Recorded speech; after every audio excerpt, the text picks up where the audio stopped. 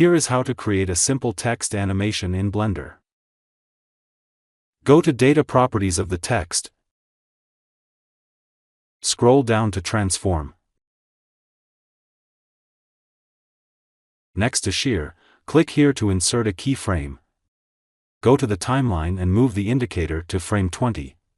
Increase the shear value to 1. And click here again to insert a new keyframe. Again, move the indicator to frame 40. Change the shear value to 0 and click to insert a new keyframe. Decrease the frame range to 40. And hit play. Thank you for watching.